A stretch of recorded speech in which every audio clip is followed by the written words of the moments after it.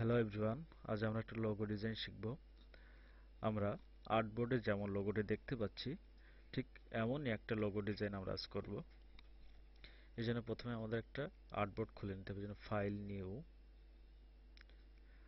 আমরা ওয়াইডটা দিচ্ছি 700 পিক্সেল এবং হাইটটা দিচ্ছি 700 পিক্সেল।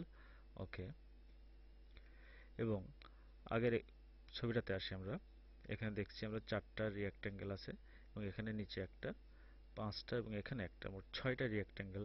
আর সেখানে আমরা এখানে ঠিক একইভাবে আমরা 6টা রিঅ্যাক্ট্যাঙ্গেল তৈরি করব। প্রথমে রিঅ্যাক্ট্যাঙ্গেল টুলটা সিলেক্ট করব, টুল বক্স থেকে সিলেক্ট করার পরে এখানে একটা রিঅ্যাক্ট্যাঙ্গেল তৈরি করব। এবার এটাকে আমরা কালারাইজড করব, কালার দেব ব্ল্যাক। ইফেক্টে যেয়ে এটাকে এর কর্নারগুলোকে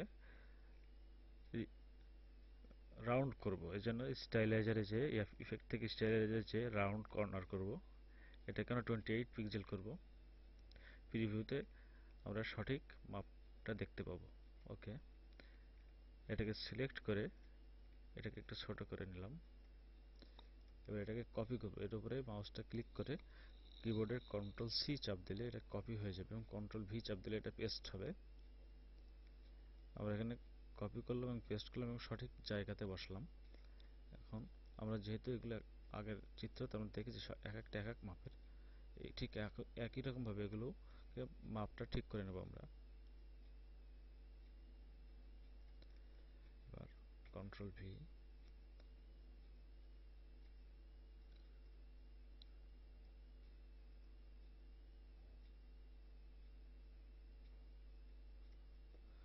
আবার কন্ট্রোল ভি।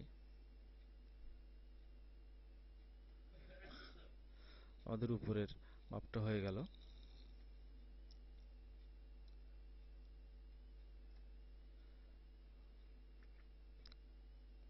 নিচেরটা এটা আমরা একটু বাঁকা করে বসাবো, বসে এটাকে একটু ছোট মাপ শেপ দিব।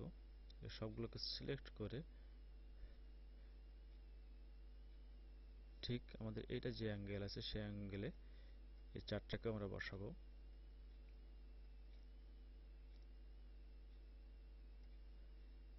আমাদের সঠিক স্থানে এটা বসে গেল। এটাকে আরো একটু ছোট করতে হবে আমাদের, ঠিক দৃশ্যমানটা সঠিক হবে না।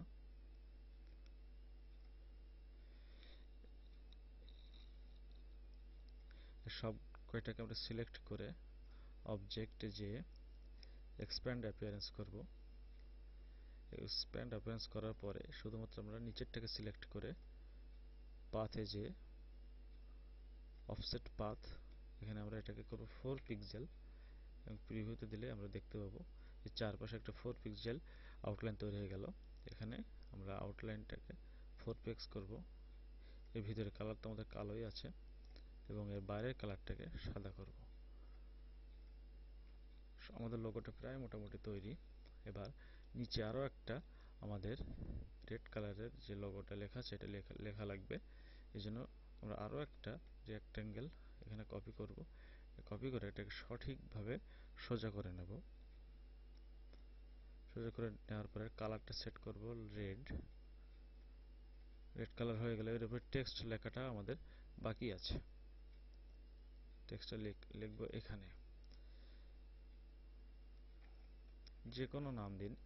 এখানে আপনার এটাকে সিলেক্ট করে এই জায়গাটাকে প্রশস্ত করে নেব, আরো একটু প্রশস্ত করব এবং আবার টেক্সট সিলেক্ট করে সবগুলো টেক্সট সিলেক্ট করে লোগোটাকে আমরা বড় করব। এখানে আমরা 35 পিক্সেল দেব লোগোটা। এখানে রেগুলার থেকে বোল্ড করব। আমাদের লোগোটা তৈরি প্রায় শেষ। এর কালারটা আমরা সাদা দেব।